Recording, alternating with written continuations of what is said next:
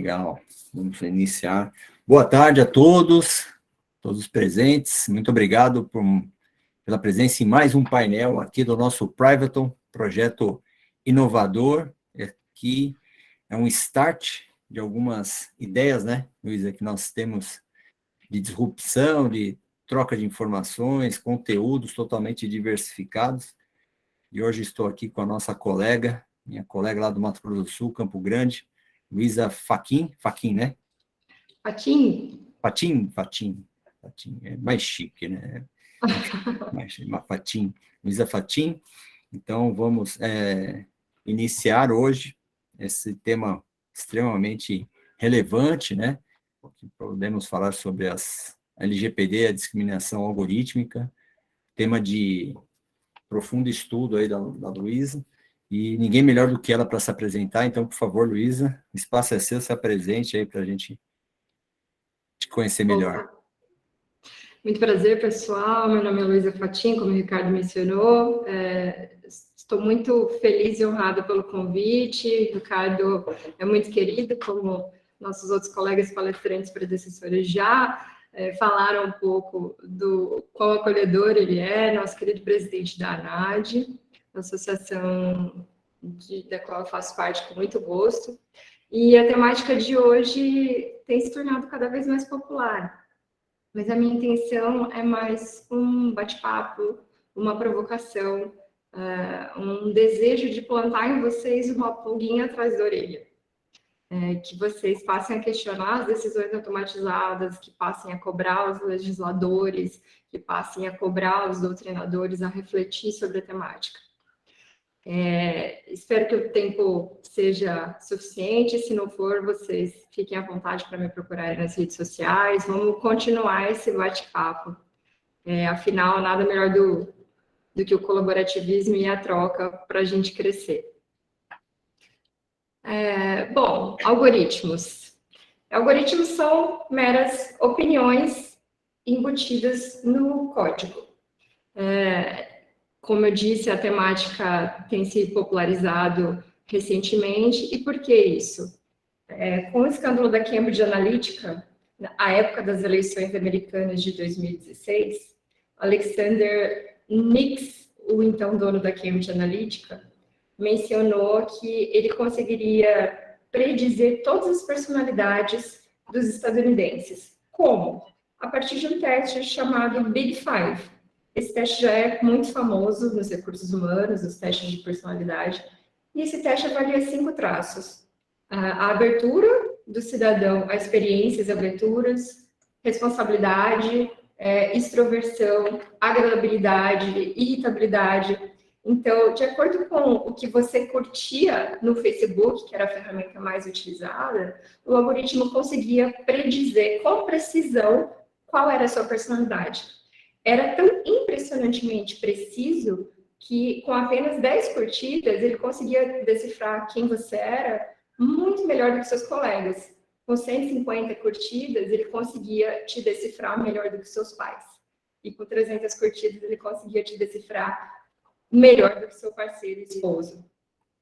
Mas e aí? Esse resultado de personalidade realmente é capaz de mudar o curso de uma eleição?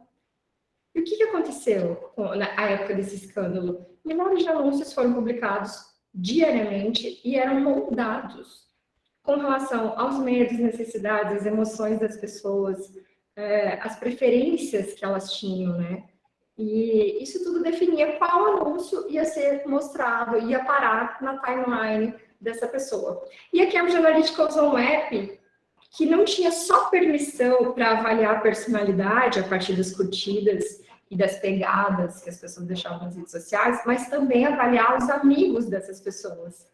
Então, por exemplo, se você se submetia a um teste de personalidade, mas o seu amigo não, só o fato dele ter um vínculo de amizade com você já significava que ele também seria vítima desse aplicativo que rastreava essas preferências. É impossível provar isso, o escândalo até hoje ainda tem status de escândalo, mas o Alexander Nix, à época, o CEO da Cambridge Analytica, garantiu que foi isso que elegeu o Donald Trump e muitos outros presidentes em diversos países no mundo.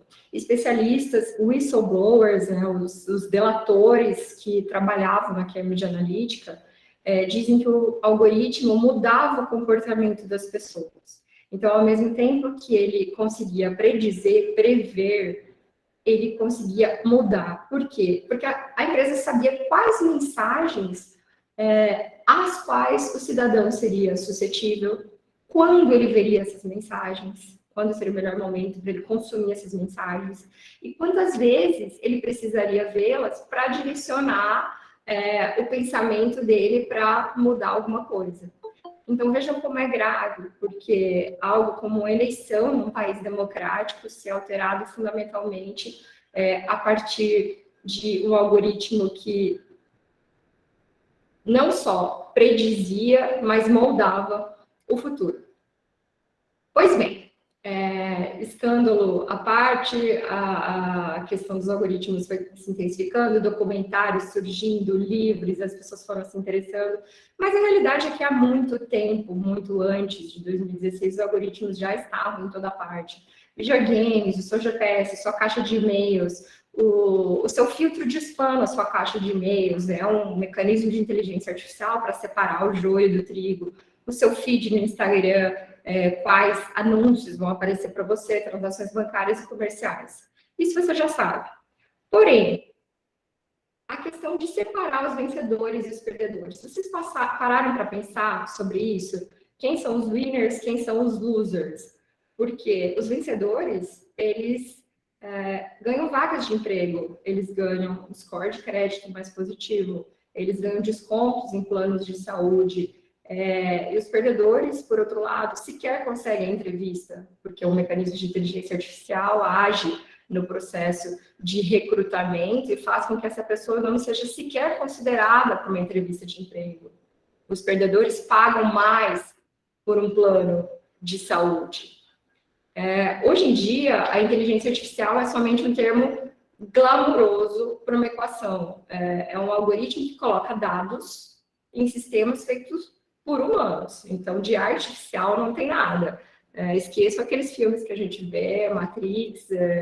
Exterminador do Futuro.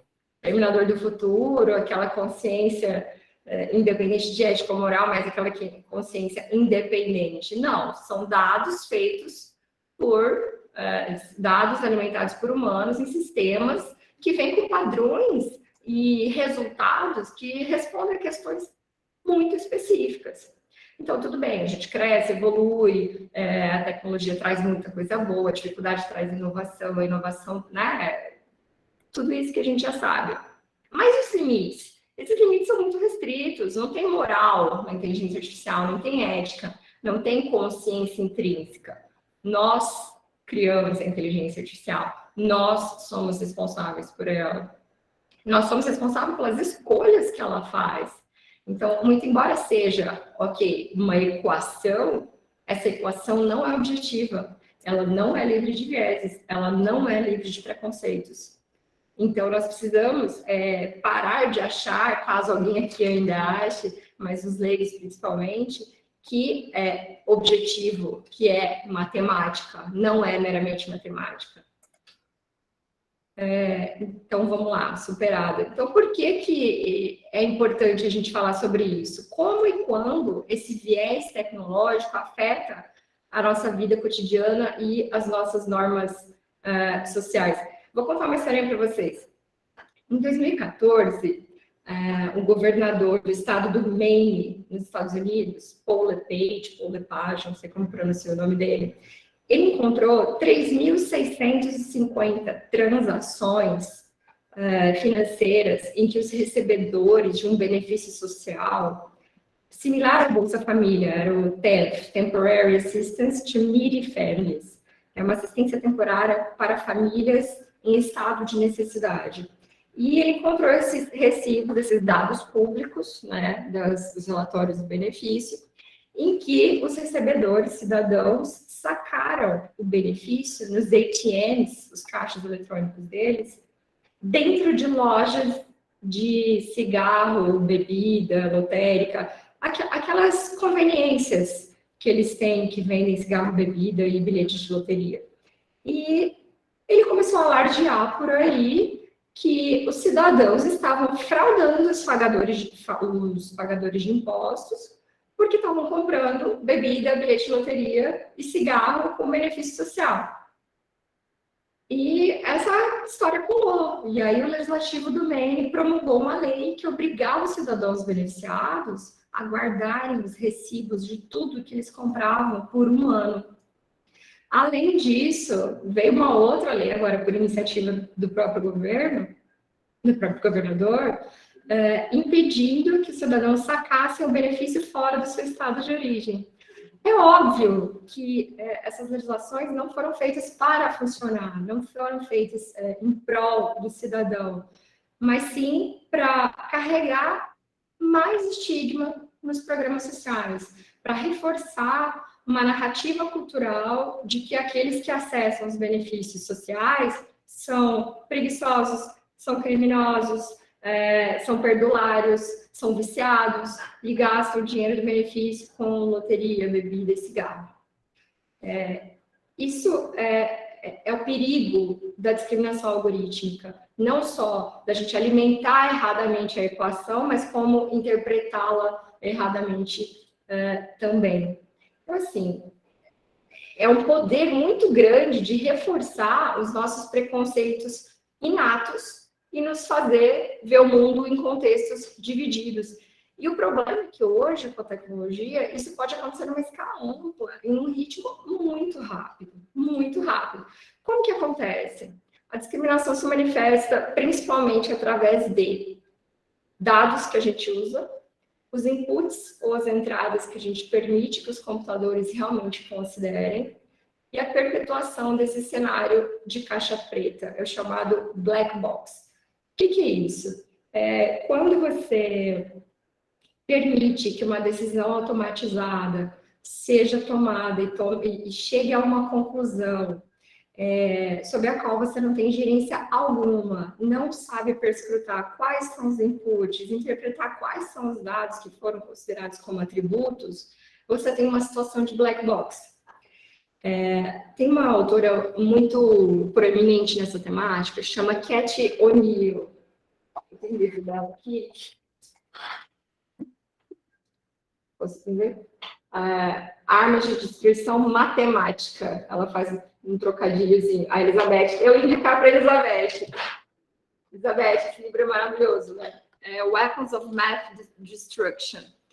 E o que aconteceu quando a Cat estava escrevendo esse livro? Uma professora da rede pública nos Estados Unidos chegou para ela e falou: olha só, eu fui demitida junto com outros 250 professores porque um algoritmo do sistema educacional aqui do nosso estado definiu que nós temos notas e padrões que não nos tornam bem-vindos nas salas de aulas.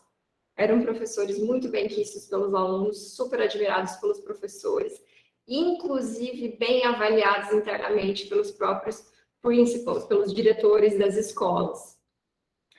E aí o que aconteceu? A Cat falou: não, eu quero ver esse algoritmo, manda aí, se é matemática mesmo, eu sou boa nisso, eu vou interpretar.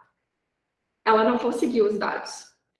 Um jornal local, com base na suposta lei de acesso à informação deles, que é de outra nomenclatura, conseguiu esse relatório, pegou a lista de professores com os nomes, com os seus scores, que não se sabe de onde vieram, e publicou no jornal, como modo de envergonhar os professores. Imagina a desonra que foi para eles, né? Ter o seu nome exposto dessa maneira e vinculado a uma péssima atuação profissional.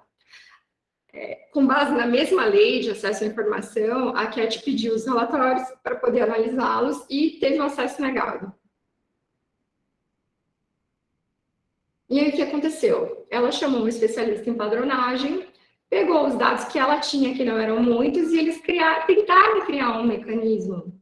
E viram que não tinha mecanismo nenhum, que não fazia o menor sentido, que não era sequer um algoritmo, enfim, não tinha conclusão alguma. Mas centenas e centenas de professores estavam sendo demitidos, perdendo seu sustento, em razão desse suposto algoritmo.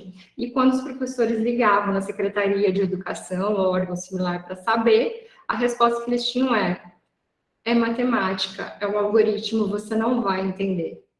Esse é o tipo de coisa que a gente não pode permitir que aconteça. Esse é o tipo de coisa que acontece quando você pede um empréstimo no seu banco e o seu gerente fala, o sistema não aprovou. Mas por quê? Eu não sei. Não existe transparência, você não sabe quais dados seus foram utilizados para alimentar aquele sistema e te classificar com um score baixo de crédito. E esse é o chamado cenário da caixa preta, é o que a gente não pode permitir que se perpetue. Então, o que é crucial, a despeito do título desse painel, pessoal, é frisar que os algoritmos não são discriminatórios, mas eles produzem o resultado da discriminação. Então, a priori, muito embora o termo tenha sido cunhado, acredito que partindo de um lugar que é um pouco diferente do que a gente está hoje, que a gente sabe que os algoritmos não são discriminatórios, mas eles vêm de um processo totalmente humano de alimentação, né? Então, muito embora eles não sejam discriminatórios, eles produzem o resultado da discriminação. Nós, humanos, somos naturalmente preconceituosos. O julgamento é inerente a nós mesmos. Por mais que você seja discípulo de Madre Teresa de Calcutá, ou tenha ficado 8 anos do Tibete e tenha uma espiritualidade elevada, é inerente a todo ser humano um certo viés. Você pode ser imparcial, mas você nunca é neutro. A gente estuda isso quando a gente trata de suspeição, impedimento no direito, né? Você pode considerar um magistrado imparcial, mas ele nunca vai ser neutro. Ele é resultado de tudo que ele passou na vida, da criação, das experiências religiosas, da espiritualidade, da experiência familiar, de tudo que ele leu, consumiu, viveu. Então, a gente é, de fato, naturalmente inclinado a ter esses vieses. Porém, o problema é quando isso leva a um viés cognitivo, ou seja, é um atalho mental que leva a um desvio de racionalidade, que leva a um desvio de lógica.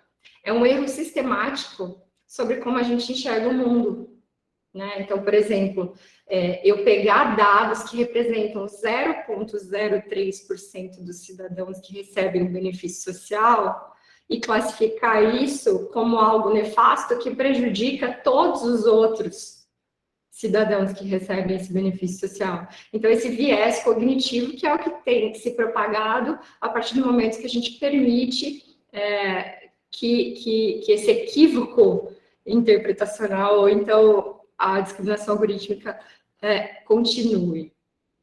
Como que funciona? O computador funciona como uma criança. Eu sei que o Ricardo tem filho, eu tenho filho também. Quando a gente vai defraudar uma criança, o que a gente faz? A gente leva no piniquinho ou no banheiro todo dia, até que um belo dia ela vai sozinha. Ou ela fala, mamãe, eu quero fazer xixi.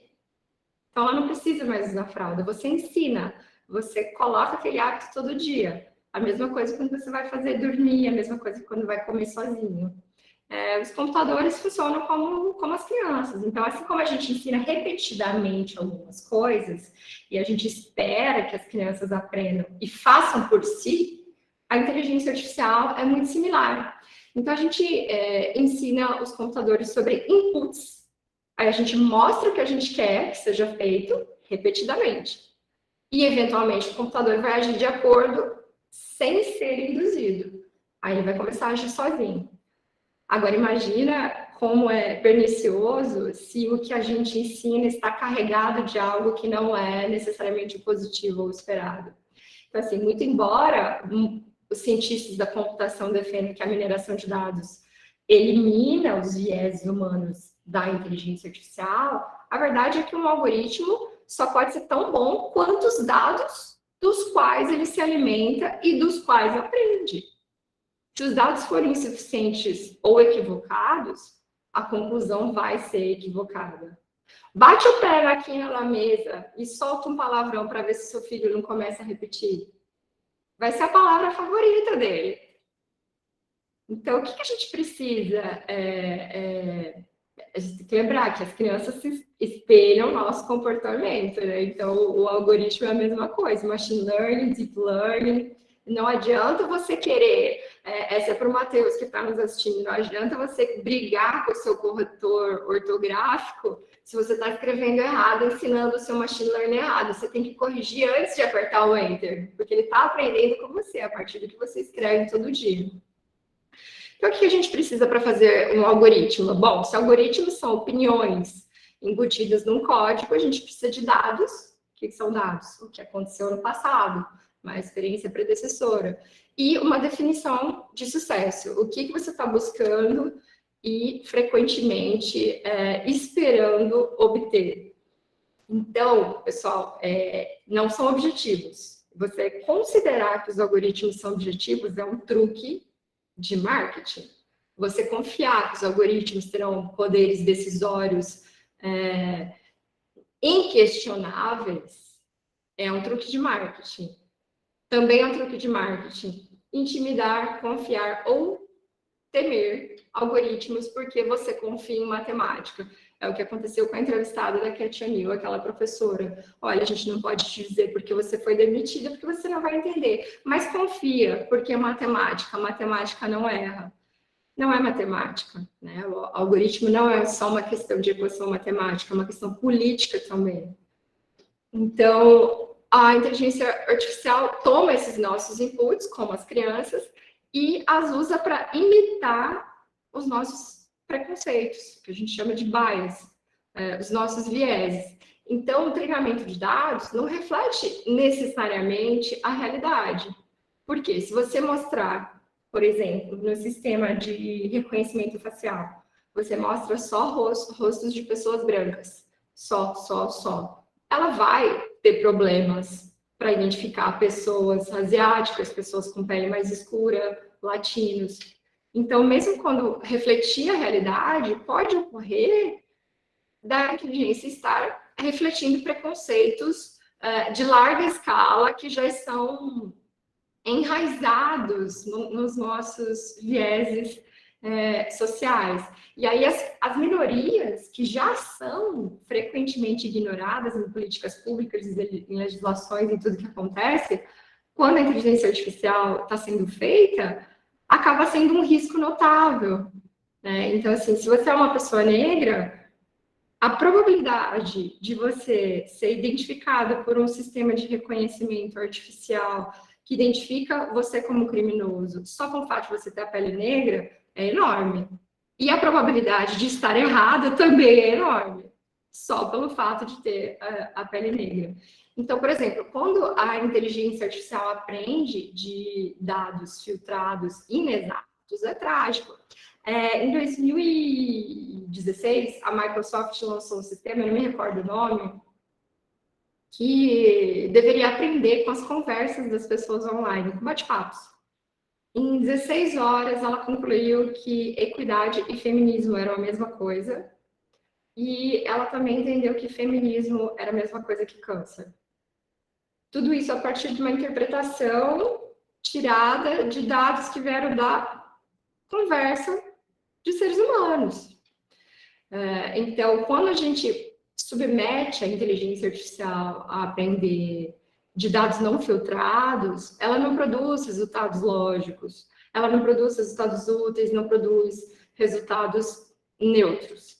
E o que é perigoso para nós, porque a gente está acostumado há um certo tempo a aceitar meias verdades nas redes sociais, nas mídias, inclusive mídias jornalísticas, televisão e etc. Só que o algoritmo da rede social é feito para você ficar ali, né? Quanto mais tempo você ficar, mais anúncios você vai ver, mais probabilidade de compra você vai ter. Então, os posts são individualmente escolhidos de acordo com o perfilamento para nos manter ali. São escolhidos os posts mais convincentes para o cidadão Ricardo, para o cidadão Rafael, para o cidadão Diogo. Só que convincente não significa que é verdadeiro. E essas meias verdades, mentiras e fake news estão amplamente se tornando creditadas e acreditadas. Só que se faz de conta pode ser inofensivo quando a gente fala só de uma rede social, só de aparência, estética, como os adolescentes se veem em frente a um filtro de rede social. Mas não é tão inofensivo quando a desinformação está mudando o nosso jeito de interagir com as pessoas, de socializar, de ser e existir enquanto ser humano, como a gente vota nas eleições, como a gente elege democraticamente os nossos representantes. Nesse aspecto, a inteligência artificial pode estar contribuindo para minar princípios que são as naus da nossa civilização. Então, tome cuidado para não ser enganado pelo nome inteligência artificial. Não tem nada de artificial nisso. Isso quem disse foi a Fei Li. A Fei Li é cientista de dados do Google, professora em Stanford. E o que ela diz é... Opa, pulei grande aqui. Tome cuidado para não ser enganado pelo nome inteligência artificial. Não existe nada de artificial nisso. A inteligência artificial é feita por humanos, programada para se comportar por humanos, para impactar vidas de humanos na sociedade humana. Então, não tem nada de artificial sobre isso. Uma outra historinha que eu queria contar para vocês, do Roger Ailes, ele é fundador da Fox News. Ele recebeu dezenas de denúncias de assédio sexual. As mulheres simplesmente não conseguiam perseverar, nem eram promovidas dentro da Fox News só pelo fato de serem mulheres. E claro que o problema persistiu após a denúncia. Aí vamos supor que a gente implementa um programa de compliance. Aí, Diogo, claro, a gente implementa um programa de compliance na Fox.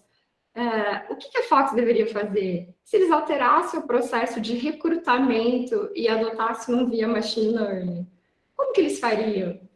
Porque o que eu preciso? Dados e uma expectativa de sucesso, certo? Para montar meu algoritmo. Para eu pegar dados que fossem exatos, se eu pegar o histórico de contratação da Fox e vamos supor que a cada 4 anos a pessoa ser promovida, né, lá dentro é considerado sucesso, é um bom candidato, é um bom candidato. Se eu pegar esses dados, nos últimos 21 anos de Fox, apenas homens foram promovidos. Então, os dados estão exatos, mas eu quero que esse histórico se perpetue, eu quero que esse passado continue acontecendo, porque se eu alimentar com esses dados que já são discriminatórios, eu vou continuar treinando o algoritmo para encontrar currículos de homens apenas. Então, assim, se eu adotar o perfil atual da companhia, todas as mulheres seriam excluídas desse processo de recrutamento, né? Isso aconteceu com a Amazon, porque o sistema de recrutamento dela estava dispensando currículos de mulheres e favorecendo homens simplesmente porque o seu treinamento teve acesso a mais currículos de homens. Então, se você apenas mostra para a sua máquina, para a inteligência artificial, a base a partir da qual você vai ter uma conclusão, e essa base não é plurima, não é diversa, ela não tem equidade, é evidente que o seu resultado também não vai ter. Então, a seleção de quais atributos que vão ser considerados e quais vão ser ignorados é que muitas vezes leva para o caminho da discriminação social.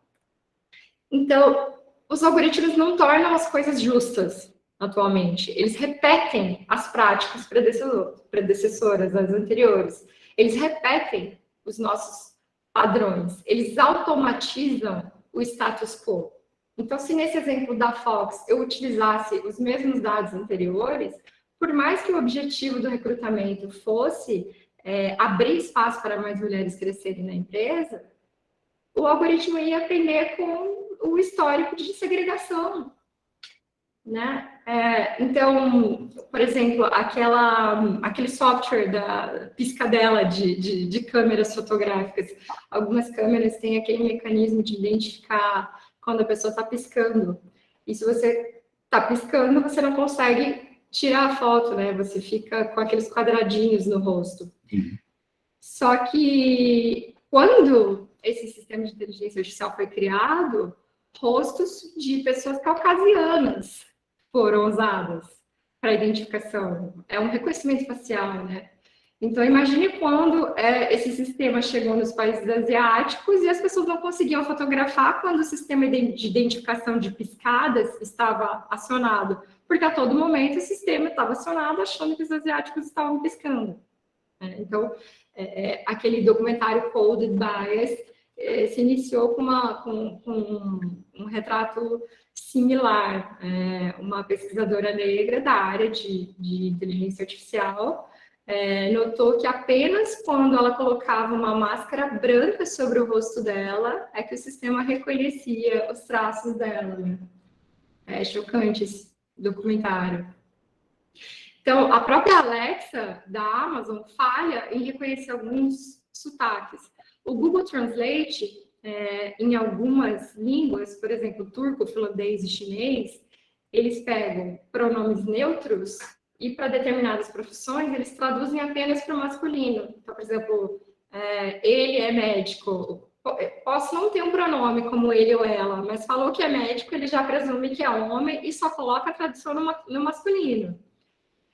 A ferramenta de reconhecimento facial do Google demorou bastante para chegar onde chegou, e mesmo assim, em 2015, recentemente, essa ferramenta confundiu duas pessoas negras com gorilas.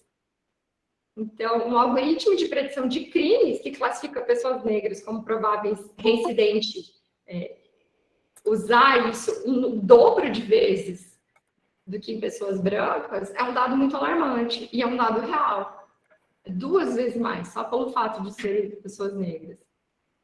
Então, esse viés algoritmo é enraizado no modo como a inteligência artificial funciona, a partir do machine learning, do deep learning. E o modo como os computadores tomam as decisões a partir dos dados, toma também em consideração as pessoas que alimentam esses dados, né?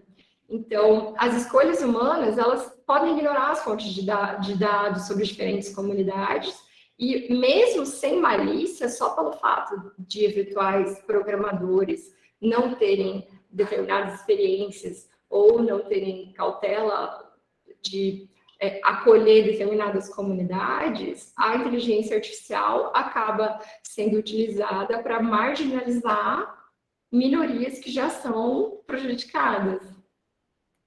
Então, assim, quanto mais a gente rotula o algoritmo, melhor vai ser o resultado, né? Quanto mais a gente rotula os dados. Só que se tem poucos dados, ou se os dados são inespecíficos, os algoritmos vão ter pontos cegos. Então, assim, a questão da máquina fotográfica. Se uma empresa de máquina fotográfica está ensinando a inteligência artificial a identificar olhos abertos, mas só usou pessoas caucasianas para isso, é evidente que quando chegar no mercado asiático, ela não vai funcionar. Então, isso vocês podem aplicar para outras coisas, né?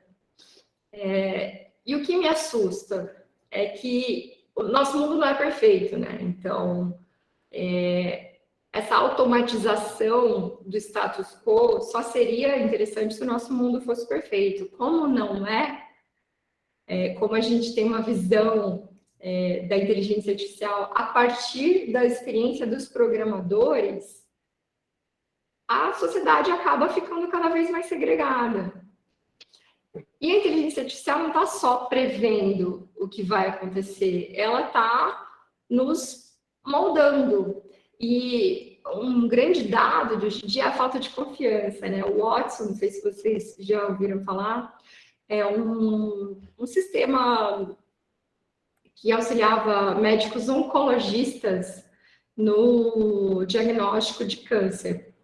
Só que como era um algoritmo proprietário, ou seja, eles não queriam mencionar como funcionava por questões de propriedade intelectual ou simplesmente de black box, os médicos não estavam confiando e não queriam utilizar. Então, mesmo quando o resultado do Watson chegava ao mesmo resultado do clínico médico oncológico, a comunidade médica não queria aceitar. Pode ser um exemplo bobo, mas que permite entender com bastante facilidade o que acontece com essa segregação. Imagine se você já jogou, ou se o seu filho já jogou, um joguinho chamado Pokémon Go. Claro que são sistemas de inteligência artificial que alimentam os dados que estão nos jogos, e a lógica é, você vai até locais populares das cidades, e ali você encontra os bichinhos para que você possa capturá-los. Claro que, se você mora no centro da cidade, se você é de uma família mais abastada, estuda em colégios mais populares, você vai ter muito mais facilidade de achar esses spots, esses pontos onde é mais fácil achar os Pokémons. Porque quando os programadores começaram a incluir no mapa do jogo os locais populares, eles não se deram conta de que aqueles locais eram populares para pessoa da mesma casta social que eles. Pessoas que frequentavam os mesmos lugares que eles. Então, a base do jogo, que era um jogo predecessor do mesmo programador, pegou preferências de GPS, de geolocalização, de gente que jogava outro joguinho. E essas pessoas eram mais abastadas. Então, as pessoas mais pobres e não brancas já estavam em desvantagem no jogo só por serem pobres e de cor. Então, completamente sem intenção de segregar ninguém. Com certeza, os programadores não tiveram, os desenvolvedores, a intenção de discriminação. Porém, só o fato deles utilizarem dados do passado para reforçar esse racismo sistêmico já acarretou um privilégio racial no jogo. Então, assim, não havia racismo, mas também não tinha neutralidade. Não tinha objetividade no modo que o jogo trata todas as pessoas. O jogo não foi feito para colocar locais populares para as pessoas mais abastadas, para as mais marginalizadas, para as que moram nos guetos, para as que moram nas áreas rurais. Então, esses jogadores com menos privilégios estavam sendo penalizados de novo. Foram no jogo anterior, foram no Pokémon Go. E no futuro, isso aumentaria ainda mais a divisão social. Então, assim, essa falta de supervisão e de parâmetros, essa falta de regulação, traz problemas nefastos que afetam a nossa vida cotidiana, ainda mais daqueles que já são oprimidos e marginalizados, né? Nos Estados Unidos, algoritmos estão mandando pessoas para as cadeias, atribuem fatores de risco aos réus, impedindo-os de, por exemplo, solicitarem outro tipo de pena restritiva de liberdade, ou, enfim, apenando com mais severidade. E a falta de transparência, como esses fatores de risco são atribuídos, tem consequências trágicas. O Eric Loomis é um exemplo bem importante nessa temática. Ele processou o estado do Wisconsin. Ele foi acusado de participar de um tiroteio e ele recebeu um score da justiça americana criminal de alto risco por um algoritmo black box, por um algoritmo caixa preta. Ele apelou, porque ele falou, olha, não tem informação do porquê da decisão. Eu simplesmente fui classificado como alto risco e eu não tenho acesso aos parâmetros, os inputs, quais dados eles utilizaram para me classificar como alto risco. E aí, o estado do Wisconsin, uma espécie de contra-razões, alegou que conhecer o output de um algoritmo é suficiente para ser usado no tribunal. Porque eles não iam dizer que o input era o simples fato do cara ser negro e pobre, né? Então, não o input. O estado de Wisconsin considerou que apenas o output era suficiente para ser usado nos tribunais. Agora, imaginem a repercussão disso se a gente permite que isso aconteça. É como chamar o perito para tratar de engenharia, no caso de ferrovia, ou um perito médico para tratar de um caso de erro médico, e não perguntar se o cara é médico ou não. né? Vou chamar um contador para dar um parecer, um laudo médico aqui sobre neurologia. Não faz o menor sentido. A Cat O'Neill chama de data laundering, que é um processo pelo qual os tecnólogos escondem verdades feias dentro de algoritmos caixas pretas e os chamam de objetivos, os chamam de meritocracia. Então, o estado do Wisconsin não ia abrir essa black box e dizer, olha, o nosso algoritmo é discriminatório. Por ser preto e pobre, seu score é altíssimo, você é alto risco, você vai para a cadeia. Né? Então, essa lavagem de dados. E quando esses dados são secretos, importantes, destrutivos, que a Cat O'Neill chama eles de armas de destruição matemática. Como que a gente está de tempo, Ricardo? Oi, desculpa, estava no mute. Então, acho que temos mais uns 5 minutinhos. Aí a gente já vai para os comentários aqui. Show, beleza. Então, esses algoritmos que são armas, né, são privados para finalidades privadas. Isso também é um poder privado. Então, eles estão lucrando para exercer uma autoridade inescrutável. E a grande verdade é que nós somos todos racistas e fanáticos de alguma maneira, ainda que a gente não concorde, ainda que a gente não goste disso, ainda que a gente deseje ser diferente, a gente sequer tem consciência disso.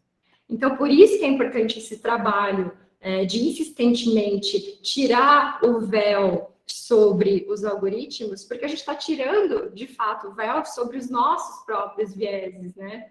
É importante lembrar que por trás de todo algoritmo existem pessoas com um conjunto de valores, de crenças, de etnia, inteligência cultural.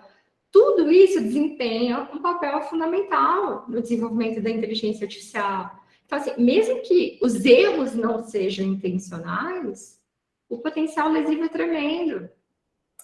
Mesmo que você não pretenda segregar gênero, raça, casta social, o potencial lesivo é tremendo. Quanto mais empresas que têm impacto na vida das pessoas se voltarem à tecnologia, à inteligência artificial para prestarem serviços, por exemplo, admissão em escolas, admissão em faculdades, score de crédito, quanto custa um plano de saúde, quanto vai te custar o seu seguro do seu carro. São todas decisões automatizadas. Mas a gente tem que questionar se os algoritmos estão produzindo resultados justos e se essas empresas estão sendo responsabilizadas pelo uso desses algoritmos ou se elas estão usando a tecnologia imbuídas de um espírito de equidade social ou não. Então, o que a gente pode fazer a respeito disso? Como é que a gente quer que o algoritmo, saia ileso se a gente alimenta ele com o que aconteceu no passado e se nós todos somos enviesados e se a gente também alimenta com a nossa definição equivocada, enviesada de sucesso? Como que o algoritmo vai ser diferente? Os especialistas dão algumas dicas. Checar os dados, primeiramente. Fazer auditoria mesmo, consertar. Não vai ser de cara, né? Mas a gente tem que constantemente analisar esses dados, reconhecer que as amostras podem, muito provavelmente, estão enviesadas. Contratar o que eles chamam de eticistas de dados nas equipes. Ou seja, esses dados que eu estou usando são a partir de uma base ética. Checar a definição de sucesso, auditar essa definição. Tem um teste fabuloso, chama Blind Orchestra. Houve uma seleção de músicos e musicistas, e colocaram um lençol. Esse lençol impedia que os examinadores vissem quem estava tocando. Você não conseguia ver se era baixo, se era alto, se era mulher, se era homem, se era negro, se era branco, se era asiático, se era latino. E sabe o que aconteceu? O lençol aumentou 5 vezes o número de mulheres selecionadas para a orquestra. Então, é isso que a gente faz com a definição de sucesso, né? A gente aplica o Blind Orchestra Test. Outra coisa é checar a precisão. Entender que os algoritmos não são objetivos matemáticas sem erro, como propagam por aí. Isso é mito, isso é marketing, isso é um erro. A gente tem que considerar os erros. Nenhum algoritmo é perfeito. Para quem esse modelo falha? Qual que é o custo de tal falha? O modelo está falhando para a pessoa negra porque o reconhecimento facial é feito a partir de bases de dados alimentadas por caucasianos? Então, vamos realimentar. E os efeitos a longo prazo? A gente tem que considerar os efeitos a longo prazo, os ciclos de feedback. Imagina se a Meta, Facebook, tivesse considerado isso antes de decidir o que a gente ia ver.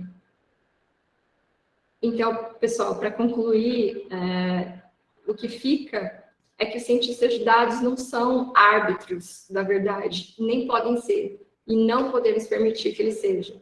O que eles têm que ser é tradutores de discussões éticas e bem-vindas que ocorrem na sociedade como um todo. A Hannah Arendt fala uma coisa muito bonita que eu gosto de repetir sempre para me trazer para o centro e pisar no chão. A pluralidade é a lei da Terra. A diversidade é a lei da Terra.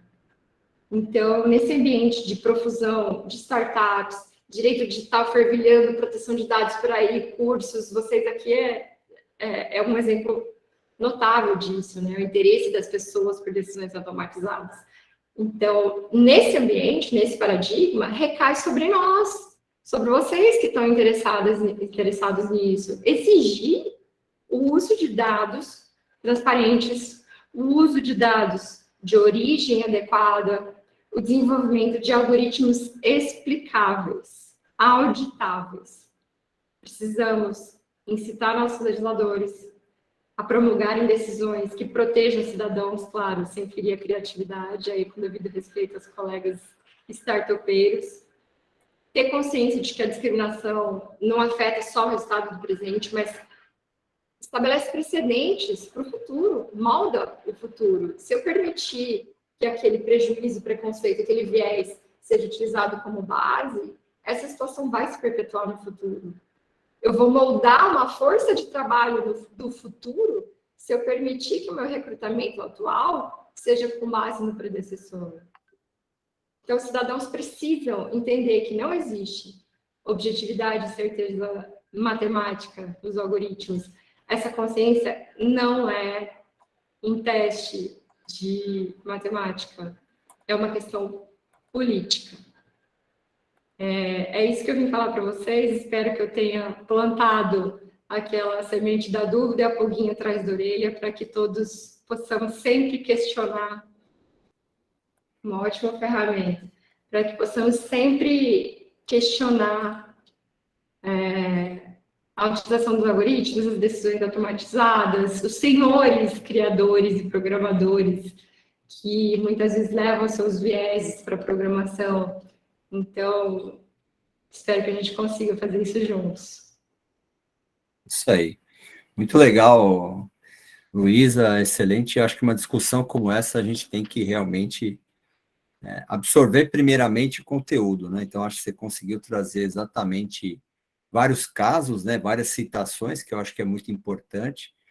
Tem essa questão exatamente como você falou, a inteligência artificial, os algoritmos não são simplesmente cálculos matemáticos, embora tenha essa inteligência artificial especificamente, mas tem um condão aí muito grande de estratégia, de conteúdo, e eu tenho uma percepção, né, quando a gente fala dessas questões de algorítmicas, né, de discriminação, né, que muitas startups, muitas empresas, elas preparam alguns modelos, né, para quem, acho que a gente até, eu comentei na segunda-feira, né, sobre a questão da composição da inteligência artificial a partir de análises preditivas, que aí nós criamos todo um modelo preditivo, que aí é onde bate exatamente todos esses casos que a doutora Luísa mencionou, e são esses modelos exatamente que, num primeiro momento, eles são preparados para uma estrutura empresarial direcionada a um produto ou um serviço que essas startups prestam, né? Só que, com a velocidade, né, das interações, esses algoritmos eles são preparados para o público que está ingressando na sua rede social, no seu produto, no seu serviço, e logicamente que a grande escala exatamente vem com esses vieses aí, talvez em alguns momentos discriminatórios, mas não discriminatórios de uma forma até proposital, é porque realmente não foram pensados para alguns, nós chamamos de clusters, né? Clusters de pessoas, grupos de pessoas que realmente não eram o foco principal, talvez, para uma escalabilidade inicial do serviço, e aí acabam exatamente caindo nisso, tudo que você acabou de comentar. Eu acho que isso é bem legal, acho que isso são insights muito interessantes, né, para a gente cruzar aí o direito digital, né, tecnologia e legislação, para que a gente consiga interpretar. Até porque eu acho que é um assunto muito novo, né, principalmente não só a inteligência artificial, os algoritmos, como também as próprias regulações, né, as regulamentações, o marco da inteligência artificial, que já tem um projeto de lei andando aí no nosso... Acho que até internacional tem um movimento muito forte, né, de regulamentação da inteligência artificial. Eu até queria mandar aqui, não sei se você já ouviu falar no 16 Personalities, o site... Amo, eu sou INTJ. Oi? Eu sou INTJ. Ah, então, você conhece exatamente. Eu mandei o link aqui do 60 Personalities, que é também, eu acho que é muito bacana para nós discutirmos aí para nós nos conhecermos, né, principalmente. A gente faz várias brincadeiras, como é que chama? Várias dinâmicas em cima disso. Engraçado que o meu perfil aqui deu o animador, né, o ESFP, o último. ESFP? Que é extrovertido, entusiasmados, enérgicos, espontâneos. Acho que isso justifica exatamente o meu ponto de partida e organização de vários eventos sociais. Elton John é ESFP. Então, pô, se eu tiver metade da inteligência do Elton John, eu estou feito, né? Então, eu acho que... E o Jack do Titanic. Isso. Então, acho que é interessante até vocês que estão participando, façam esses testes para a gente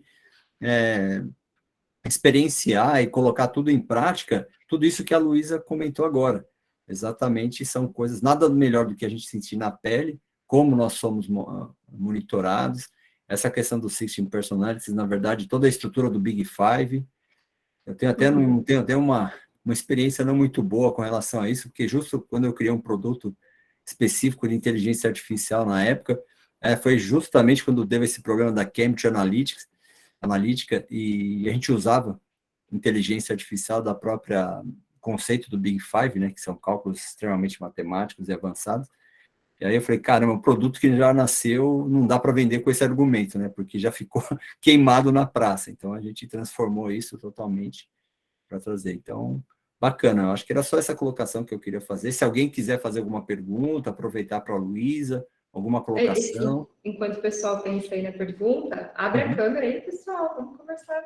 Isso, fiquem à vontade. Esse teste é fabuloso. Ele é... Oi, Rico! Outro sul-mato-grossense, Campo Grande, povo do Tereré. Ele é baseado na obra de Jung, é feito por Myers-Briggs. Na verdade, é mãe e filha estudiosas de personalidade, e com base na obra de Jung, mas claro que muitos outros estudos. E aí elas selecionaram 16 grandes personalidades, vai um pouco além das Big Five, que foi base daquele algoritmo da Cambridge Analytica. E aí é bacana que ele te analisa, só que não pode mentir, e tem falsos positivos, então cuidado na hora de preencher. Sim. E eu já preenchi em diversas plataformas, diversas línguas, diversas oportunidades, sempre caio mesmo. Sempre caio mesmo, sempre INTJ. Uma vez foi INFJ, mas foi um dia diferente. Muito preciso, né? Muito preciso, E me remete àquela precisão do algoritmo da Cambridge, né? Com 10 curtidas, eles já conseguiam ver como que você pensava, a probabilidade de você votar no Trump e votar no candidato adversário ou estar neutro. E aí, eu lembro que um whistleblower uma vez falou O nosso interesse não era em quem já ia votar no Trump, o nosso interesse é em quem estava neutro, porque quem estava neutro a gente conseguia manipular para poder votar nele. E aí não eram anúncios eleitorais na cara, assim, eram anúncios velados, né? Então, se a pessoa era a favor da liberação das armas, eles faziam anúncios sutis que levavam o cidadão a entender que o candidato, o Trump, no caso, ia ser o mais adequado àquilo que ele acreditava. Então, era bem sutil e micro-target, né? Isso é quase uma manipulação. Quase não, para mim é uma manipulação. E é o que a gente passa todo dia, né? Sim. Na verdade, nós somos mais... Isso quando a gente não começa a querer estudar a privacidade na questão da mídia programática. A mídia programática é o marketing digital que é todo por trás do que nós não vemos. Então, são vários robôs, né, que interagem a partir de DSPs, que são plataformas conectadas às redes sociais, a diversas estruturas de mídia. Nós somos impactados de uma forma que nós não sabemos, que eles utilizam a inteligência artificial, né? Então, exatamente todo esse contexto, que é muito polêmico, às vezes até melhor a gente nem entrar muito em algumas discussões, porque envolve muitos grupos fortíssimos, né, das big techs, envolve interesses políticos, enfim, nada é exatamente só o que a gente vê. Então, infelizmente, tem aí um viés financeiro muito grande, dominador, político, manipulação da sociedade, que todo mundo faz uma crítica, mas, na verdade, acaba indo para um direcionamento e um controle que, infelizmente, nós permitimos, né? Infelizmente, assim, todo mundo quer estar conectado, todo mundo tem essa necessidade de ficar postando, falando, assim, a grande maioria, né? Se você for pegar no Instagram, praticamente entrega toda a sua vida ali, pelo menos as coisas boas. Mas mal sabem todos vocês que mesmo você falando só as coisas boas, esse teste do 60 Personalities e Big Five e outras coisas demonstram o quanto vocês mostram suas fragilidades porque vocês querem compensar algumas coisas com informações positivas. Não existe ninguém 100%, né? Então, assim, a questão dos scores, né, que até o Ivan colocou o julgamento dos scores, eu tive uma campanha muito forte de um grande cliente, a gente não pode falar, mas, assim, a mecânica pode até passar isso para vocês, que é muito interessante. Nós disparávamos pesquisas de satisfação para uma massa de clientes que já eram de uma empresa X, e eram, por dia, em média de 2 a 3 mil contatos que eram disparados com, sei lá, em torno de 8 a 10 perguntas para quem já era cliente. Então, a gente conseguia, a partir de algoritmos de inteligência artificial como estes, saber se a pessoa vai cancelar o contrato daqui 3 meses, saber se daqui 3 meses as pessoas teriam um potencial de compra ou um cross-selling, fazer uma compra adicional, acessória, e aí foi até eu que encabecei esse projeto junto com o pessoal, e foi um negócio que eu falava assim, olha, isso aqui são as massas de informação negativas, essas aqui que podem cancelar, vamos fazer um trabalho em cima, dentro das regras e compliance de tudo, né, respeitando o Código de Defesa do Consumidor, e claro, essa é uma outra massa de potenciais negócios. Eu me arrependi porque eu não fiz um contrato de success fee, ou seja, tudo que foi fechado em cima disso poderia estar milionário hoje. Mas foi um aprendizado, porque deu muito certo. Eu tinha um sócio na época que trabalhava com isso, a gente fez um projeto junto, e deu muito certo e virou um produto que a gente traz no mercado aí, que é bem legal, mas é bem direcionado para algumas empresas específicas.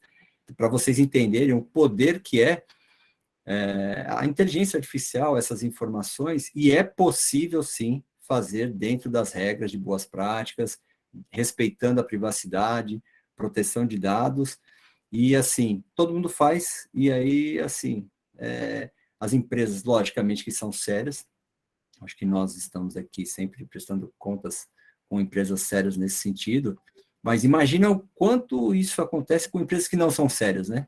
Aí caem exatamente de uma forma discriminada nessa discriminação algorítmica que a doutora Luísa acabou apresentando para todos nós aqui.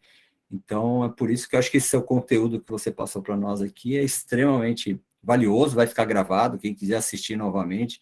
Tem muita coisa que eu também não peguei assim, anotei aqui, mas nós vamos assistir, vai ficar disponibilizado. E deixo a palavra aí para você fazer as suas considerações finais, algumas dicas para o pessoal. E aí, futuramente, a gente vai lançar alguns desafios para o pessoal, chamar um evento específico só para quem participou do Privaton, tá? São eventos fechados que não adianta, né? A gente vai fazer exercícios e construir coisas junto, precisam ter passado, no mínimo, todos esses dias aí conosco de conteúdo para a gente conseguir desenvolver alguma coisa diferente de aprendizado, né? Legal, bacana. Eu vou disponibilizar para o pessoal também o material.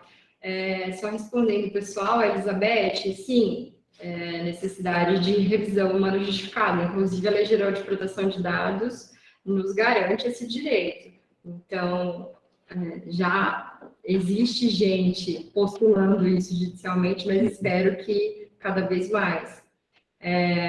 Doutor Matheus, como nós, meros mortais, podemos cobrar de forma efetiva a transparência das instituições que nos negam produtos e serviços com base em respostas de sistemas? Ou melhor, como podemos desmascarar o truque de marketing utilizado à torta direita?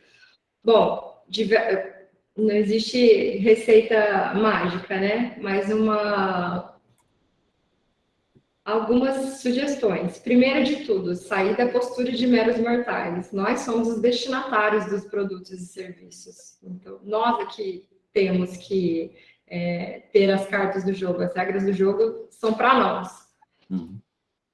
Segundo ponto, trazer para a área de tecnologia, principalmente de programação, uma pluralidade maior, uma diversidade.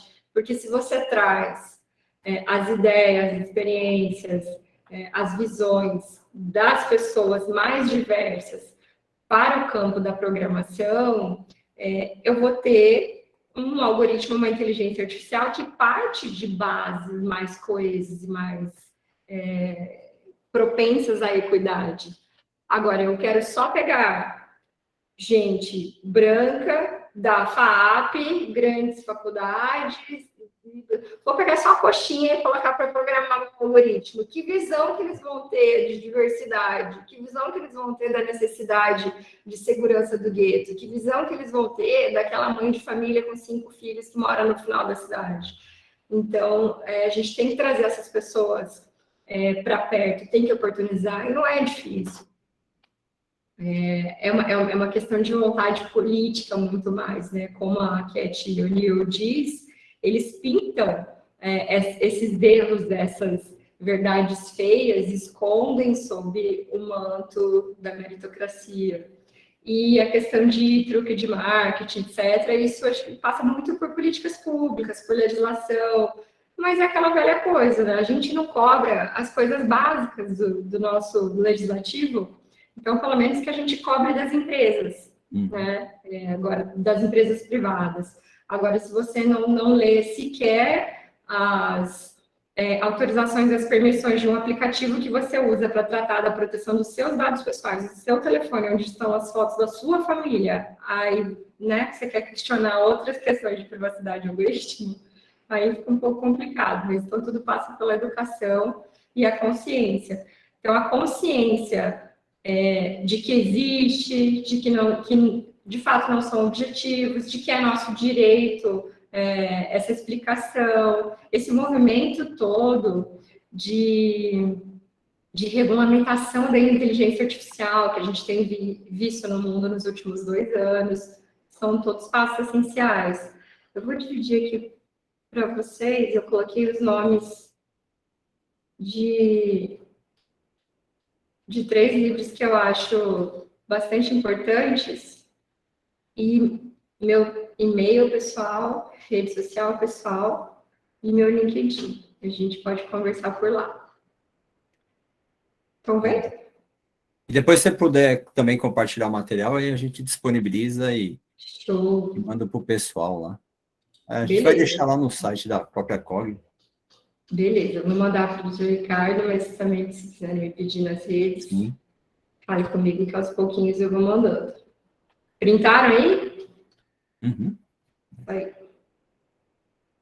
Pessoal, muito obrigada, doutor Ricardo, novamente, muito grata, honrada e satisfeita pelo convite, conte sempre comigo, e sucesso aí no restante dos dias do Privaton. Os palestrantes são sensacionais, alguns diletos amigos. Obrigada, e obrigada a todos, especialmente amigos aqui de Campo Grande que estão me acompanhando. Eu que agradeço aí a disponibilidade, agora também que nós também estamos aqui com a nossa diretora do Comitê de Inovação e Tecnologia da ANAD, né, que assumiu esse desafio em 2022. Então, com certeza, nós iremos trazer, não só pela Cogni, que é a nossa iniciativa profissional, mas temos aqui pela associação, que é um trabalho que nós fazemos de forma colaborativa, gratuita e sempre ampliando, e de alguma forma a gente tem que estar sempre trazendo conhecimento e colaboração com todos vocês. Então, a nossa família aqui da privacidade, do direito digital, está sempre de braços abertos para vocês, e queria agradecer exatamente, Heloísa, a sua disponibilidade. Sei que o seu tempo é meio corrido também, mas com certeza não poderia deixar de trazê-la aqui, que tem um conhecimento muito bom em termos de inovação e tecnologia. Tá bom? Imagina, eu que agradeço. Obrigado, Luísa. Conte comigo. Obrigado. Obrigado, Boa tarde, pessoal. Boa pessoal. tarde. Até às 19 horas que vamos falar sobre legal marketing. Até mais. Abraço. Tchau, tchau.